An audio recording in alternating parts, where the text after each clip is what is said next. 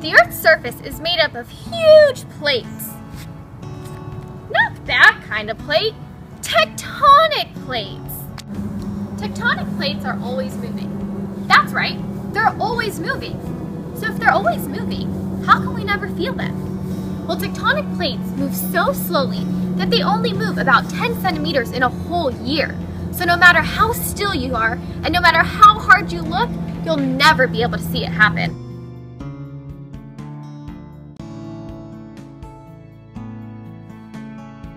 There are 12 main tectonic plates covering the Earth's surface and fitting together like one giant jigsaw puzzle.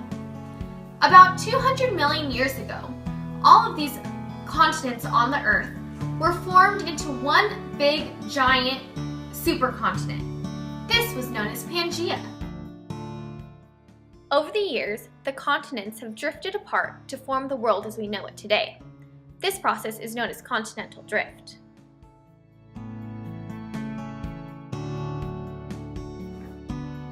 Tectonic plates are able to drift because they're floating on top of molten rock, kind of like the ice sitting in my drink.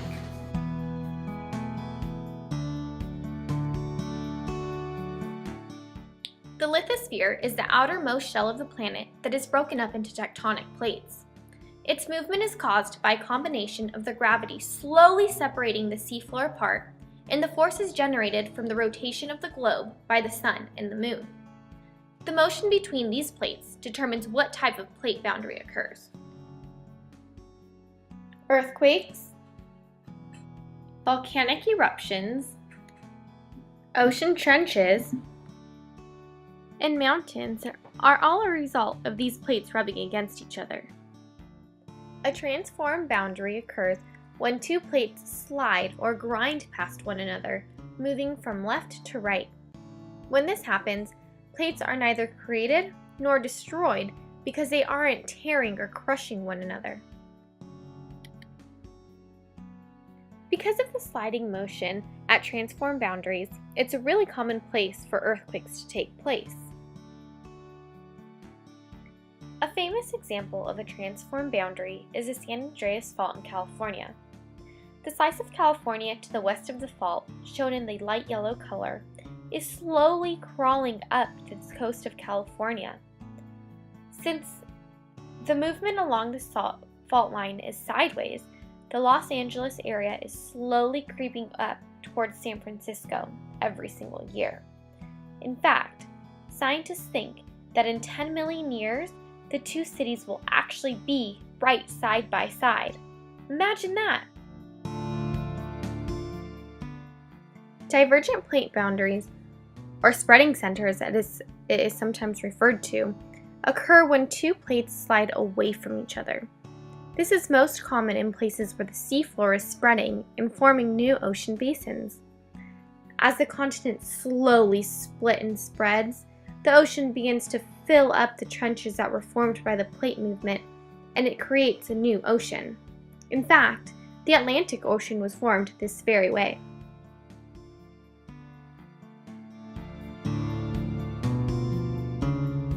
When two plates slide together, they form a convergent plate boundary. Because these two plates are constantly pushing up against one another, they create a lot of pressure and friction between the two of them, until one plate slides beneath the other, and then boom, we have a continental collision. But since plates only move a few centimeters each year, continental collisions happen very slowly and can last for up to millions of years. Just like the front ends of cars can fold and bend in collisions, so do the front ends, or touching ends, of the colliding plates. The edge of the continental plate in the drawing has been pushed upwards, forming a huge mountain range, while the edge of the oceanic plate has been bent downwards and dug deep into the ocean, forming a huge trench.